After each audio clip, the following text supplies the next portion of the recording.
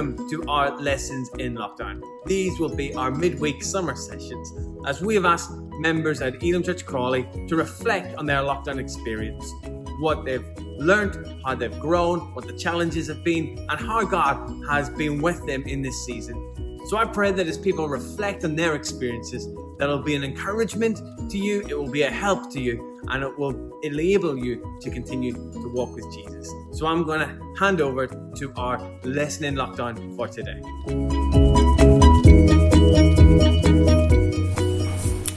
Hi everyone, my name is Kamila and I will try to share with you about my lockdown experience.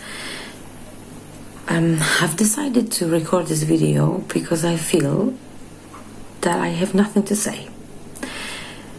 And as awful as it sounds, but I hope that we both will take something out of it. I just watched two first lessons by Rachel and Christine, and that made me think about my experience during the lockdown, if there is any. And I just thought that if I won't record it now, I will probably not do it. And it's really late now, everybody's sleeping. So, yeah, I just thought that if I won't do it now, I won't do it at all. And I think that there are more people like me, somewhere there, that feel that they experienced nothing during the lockdown. But longer I was thinking, if I have anything to say, just today actually happened something that I would like to share with you. But first, maybe for those who don't know me, I would like to give you a little bit of background of who I am. So I'm a fresh mum. My daughter Abigail is almost 17 months now, and I have another one on the way. She's due in November. I come from Poland, and I came here to England like 4 years ago to help my sister with her 4 kids. She was diagnosed with cancer, and she passed away a little over a year ago. But I stayed here, although I had different plans for my life. But I stayed here. I met men that became my husband, and we just and we started a family. So I'm here now. Oh, I'm sorry, Abigail just woke up. So where was I? Yes, so I met my husband Daniel, and we grow in a family now. So before we got married, I was working full time, and when the lockdown happened, I was just about to go back to work, like 2 weeks before they started the lockdown. And so for me, basically, not much changed because I was on my maternity leave for a year, and I continued to be mum, looking after my child. As I was at home, I stayed at home. As I was giving my whole day to my daughter, I continued giving my whole day to my daughter. It just that we were locked down. We couldn't really go there and do our usual weekly activities. So a positive thing about it was that my husband also stayed at home. We are still both on furlough, so he didn't go to work and I didn't go back to work. So we were both at home with Abigail, and they've started the lockdown just the day before Abigail's first birthday. And I really wanted to throw a party for her. We made invitations and everything was planned. I've done shopping to decorate the hall and everything. But it didn't happen. Her first birthday happened on Zoom with the family from here and from Poland. And even more,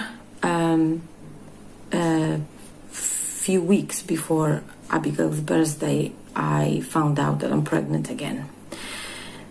So I couldn't share this news with a lot of people because of the situation that was stressful anyway. And my mom was really worried about us, about everything. So she found out that she's going to be a nanny second time from me when I was like 3-4 months pregnant. So even my closest family didn't know that we are expecting another baby. Just few people, closest friends from church knew, because I felt like we need a prayer, because this is the difficult time and nobody wants to get ill with this virus. So and I felt like I'm basically in danger, because it's not only about me now, it's about the other human, another blessing growing in me. So we didn't tell many people, and it was very difficult to keep a secret like that. So it was hard, it was tough. But as not much changed, as I said, on the other hand, it wasn't that hard. This situation, our furlough, I actually was happy that Dan is staying with us, with me and Abigail at home, that we can spend more time together, that he doesn't have to, because we were working shifts, so he doesn't have to use half of his day for a nap, or we don't have to figure out how to work our shifts around looking after Abigail. And so that was actually something positive. Now Abigail is so used to her dad that she just doesn't mind him putting her to bed and stuff like that. Like, parents know how hard it may be for a daddy to look after a little baby. So they have a bond that they wouldn't have if this didn't happen. So that's a positive. But to be more spiritual, maybe in this sharing with you, that's why I said I feel like I have nothing to say, because not much changed in my life, in my environment. Not much changed.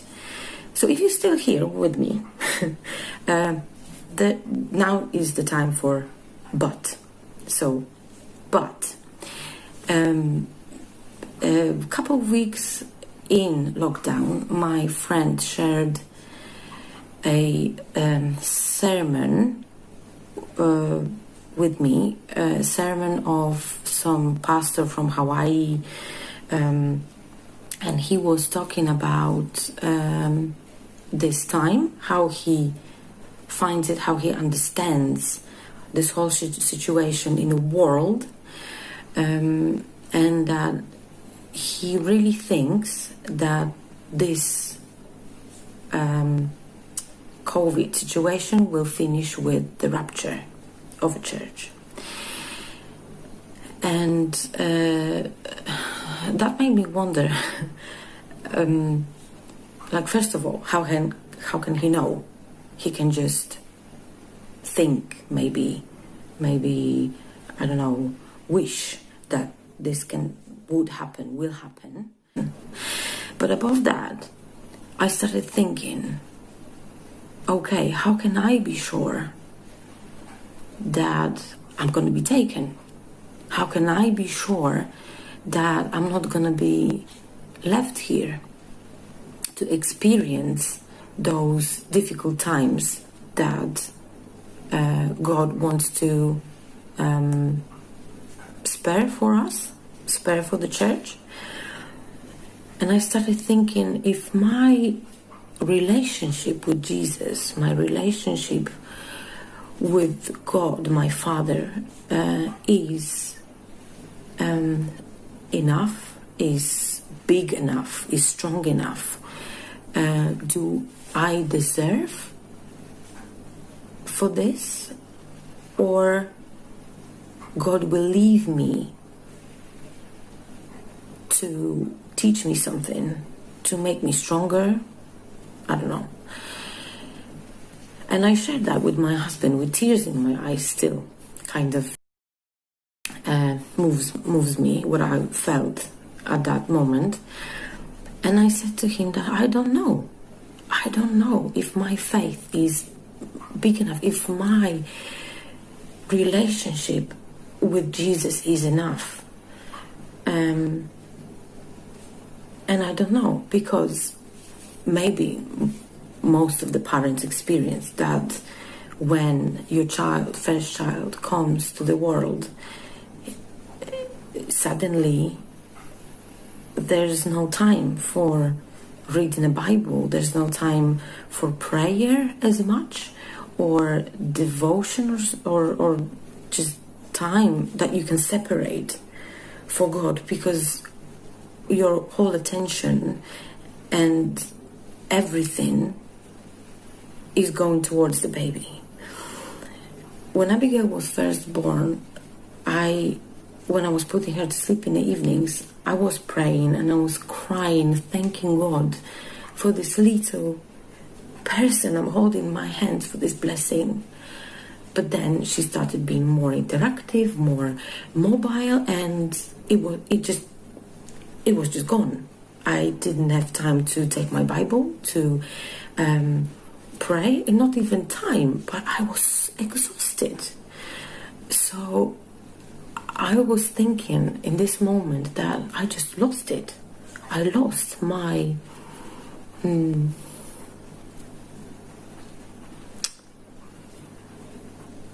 heart, maybe. I don't know how to say that, but and that's why I was thinking that I just don't deserve for this privilege. When Jesus will come again. And then I forgot about it.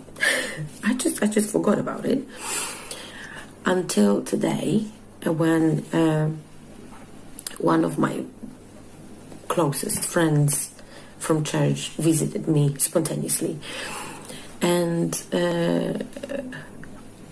we were just about to have dinner, so everything was on plates, and then it all got cold. But that was a moment, that was something that God wanted me to have today, and I can share it with you.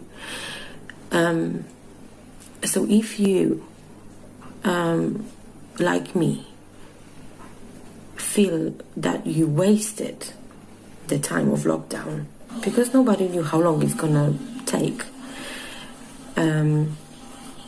if you feel like you wasted your time and that you were more with God, or whatever, like not necessarily lockdown, but whatever time in your life you had, and you feel like you had it and now you don't have it, and you feel like you don't have this relationship with God anymore, this is what I want to say. I shared this with my friend, and I said that I don't know if I have any relationship with God at the moment.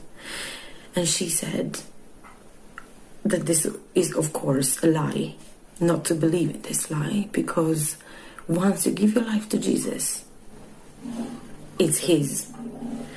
And whatever you do, it will not change. She gave me this, she compared it to me and my daughter, right? Because when we become parents, we have bigger understanding of God's love, God being a parent, a father for us. It happened to me, so this is really relevant to me. So she said, like, if Abigail will hit you, you will be even angry, but you will not stop loving her. You will not suddenly just, okay, I'm done. You're not my daughter anymore. I don't love you. No, she will be still your daughter. She will still love her same. And this is with God. When you truly decide to give your life to Jesus, whatever happens in your life, it's still there. It never goes away because He promised that. He promised that He died for us on the cross for a situation like this.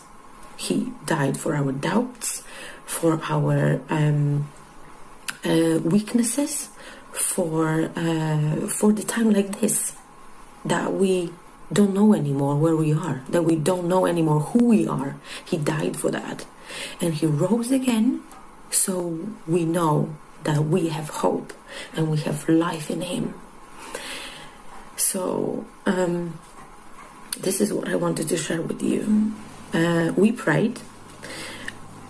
I kind of gave my life to Jesus again in this prayer. I invited Jesus again to my life, to my heart, to renew this relationship from my side, because not from His, because on His side it's always there. So if you're in the place that I was today, I hope this will encourage you and will give you hope and bring joy to your heart that He's still there. Jesus is still there, and He's not like, I had enough, I can't waste my time anymore. It's not like this. He's there, He's waiting. He wants you to come, and we are His children, beloved children. So